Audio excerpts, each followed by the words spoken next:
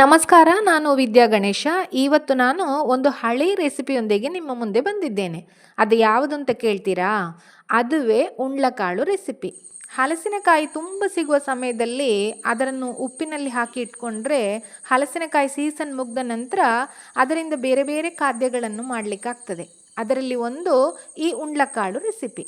ಇದರ ಹೆಸರು ಕೇಳಿದಾಗಲ್ಲ ನನ್ನ ಚಿಕ್ಕ ವಯಸ್ಸಲ್ಲಿ ಅಜ್ಜಿ ಮನೆಯಲ್ಲಿ ಎಲ್ಲರೂ ಸೇರಿಕೊಂಡು ಒಬ್ಬೊಬ್ಬರು ಒಂದೊಂದು ಕೆಲಸ ಮಾಡಿಕೊಂಡು ಹರಟೆ ಹೊಡಿತಾ ಉಂಡ್ಲಕಾಳನ್ನು ತಿಂದ ದಿವಸಗಳು ಒಮ್ಮೆ ಮನದೊಳಗೆ ಮಿಂಚಿ ಹೋಗ್ತದೆ.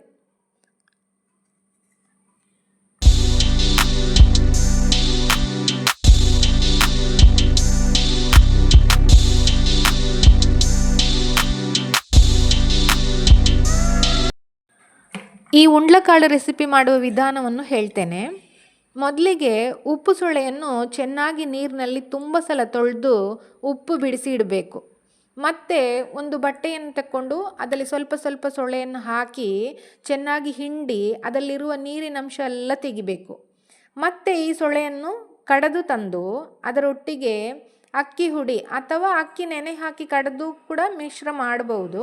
ನಾನಿಲ್ಲಿ ಅಕ್ಕಿ ಹುಡಿ ಹಾಕಿದ್ದೇನೆ. ಅಕ್ಕಿ ಹುಡಿ, ಸ್ವಲ್ಪ ಜೀರಿಗೆ ಮತ್ತು ಕ್ರಿಸ್ಪ್ ಬರಲಿಕ್ಕೆ, ಮೃದು ಬರಲಿಕ್ಕೆ ಸ್ವಲ್ಪ ಬೆಣ್ಣೆ ಹಾಕಿದರೆ ಚೆಂದ ಬರ್ತದೆ. ಸ್ವಲ್ಪ ಇಲ್ಲಿ ನಾನು ಬೆಣ್ಣೆ ಸೇರಿಸ್ಕೊಂಡಿದ್ದೇನೆ. ಎಲ್ಲ ಹಾಕಿ ಹಿಟ್ಟನ್ನು ಬೆರೆಸಿ ಇಟ್ಕೊಳ್ಬೇಕು. ಮತ್ತು ಒಣ ಕೊಬ್ಬರಿ ಉಂಟಲ್ಲ, ಅದನ್ನು ಚಿಕ್ಕ ಚಿಕ್ಕ ಹೋಳವನ್ನಾಗಿ ಮಾಡಿ ತುಂಡು ತುಂಡು ಮಾಡಿ ಇಟ್ಕೊಳ್ಬೇಕು. ಮತ್ತು ಈ ಹಿಟ್ಟಿಗೆ ಕೊಬ್ಬರಿ ತುರಿ ಒಂದೊಂದು ಪೀಸೇ ಇಟ್ಟು ಅದನ್ನು ಉಂಡೆ ಮಾಡಿ ಎಣ್ಣೆಯಲ್ಲಿ ಹಾಕಿ ಕರೆದು ತೆಗೆದ್ರೆ ಉಂಡ್ಲಕಾಳು ರೆಡಿ. ಕರುಕುರು ಅಂತ ತಿನ್ನಲು ಎಂಥ ರುಚಿ! ಈ ಉಂಡ್ಲಕಾಳು ಮಾಡಿದ ವಿಧಾನವನ್ನು ಹವ್ಯಕ ಭಾಷೆಯಲ್ಲಿ ಒಂದು ಕವನವನ್ನಾಗಿ ರಚಿಸಿ ಅದನ್ನು ಹಾಡಿ ತೋರಿಸಿದ್ದೇನೆ. ಬನ್ನಿ ಕೇಳೋಣ. ಉಂಡ್ಲಕಾಳು ಮಾಡ್ಲೆ ಎರಡೆಕ್ಕ, ನಿಂದು ಉಂಡ್ಲಕಾಳು ಮಾಡ್ಲೆ ಎರಡೆಕ್ಕ, ಉಂಡ್ಲಕಾಳು ಮಾಡ್ಲೆ ಎರಡೆಕ್ಕ, ನಿಂದು ಉಂಡ್ಲಕಾಳು ಮಾಡ್ಲೆ ಎರಡೆಕ್ಕ, ಮಂಡೆಗೆ ಬಾಯಿ ಬಿಡಿಸಿ ಒಂದರಿ ಸೊಳೆಯ ನೋಡೆಕ್ಕ, ಉಂಡ್ಲಕಾಳು ಮಾಡ್ಲೆ ಎರಡೆಕ್ಕ, ನಿಂದು ಉಂಡ್ಲಕಾಳು ಮಾಡ್ಲೆ ಎರಡೆಕ್ಕ. ಆ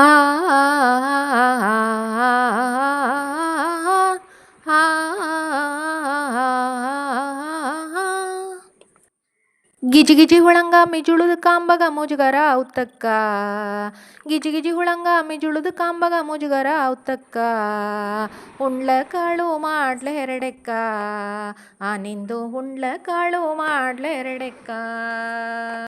ಸಜ್ಜಿಲಿ ತೊಳೆದರೆ ರಜ್ಜವು ಕಾಣ ತೊಳವಲೆ ಹೆರಡೆಕ್ಕ, ಸಜ್ಜಿಲಿ ತೊಳೆದರೆ ರಜ್ಜವು ಕಾಣ ತೊಳವಲೆ ಹೆರಡೆಕ್ಕ, ಉಂಡ್ಲಕಾಳು ಮಾಡ್ಲೆ ಹೆರಡೆಕ್ಕ, ನಿಂದು ಉಂಡ್ಲಕಾಳು ಮಾಡ್ಲೆ ಹೆರಡೆಕ್ಕ.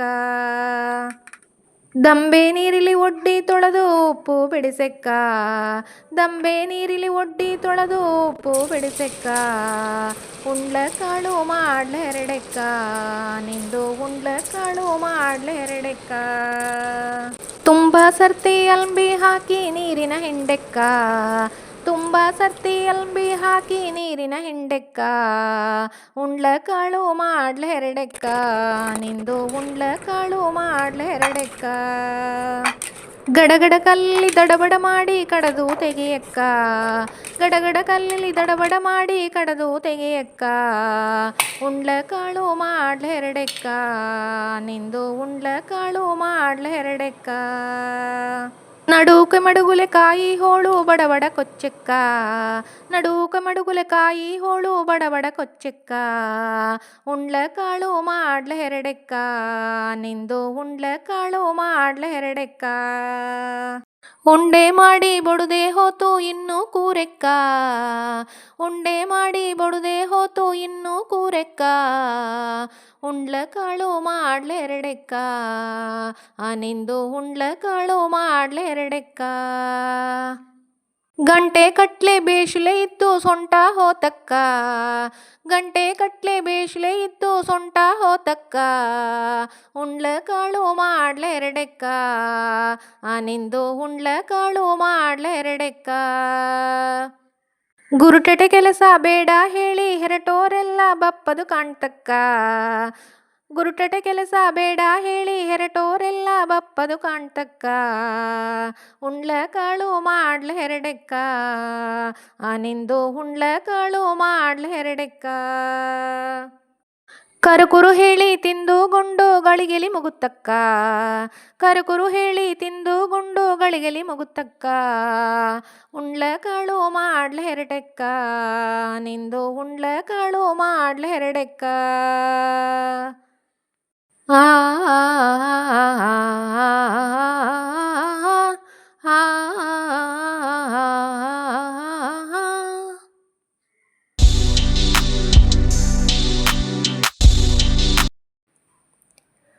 ನಾವು ಮಾಡಿದ ಉಂಡ್ಲಕಾಳು ಕರೆಕ್ಟ್ ಬಂದಿದೆ ಅಂತ ನೋಡಬೇಕಿದ್ರೆ ಅದನ್ನು 2 ತುಂಡು ಮಾಡಿ ನೋಡಬೇಕು. ತುಂಡು ಮಾಡಿದಾಗ ಒಳಗೆ ಇಟ್ಟ ಕಾಯಿ ಹೋಳು ಕಾಣ್ತದೆ ಅಂತ ಆದರೆ ನಾವು ಮಾಡಿದ ಉಂಡ್ಲಕಾಳು ಪಾಕ ಎಲ್ಲ ಕರೆಕ್ಟ್ ಬಂದು ಕ್ರಿಸ್ಪಾಗಿ ಬಂದಿದೆ ಅಂತ ಲೆಕ್ಕ. ನೋಡಿ ಇದು ಎಷ್ಟು ಕ್ರಿಸ್ಪ್ ಬಂದಿದೆ ಅಂದರೆ ತಿನ್ನುವಾಗ ಹೇಗೆ ಶಬ್ದ ಬರ್ತದೆ ಕೇಳಿ.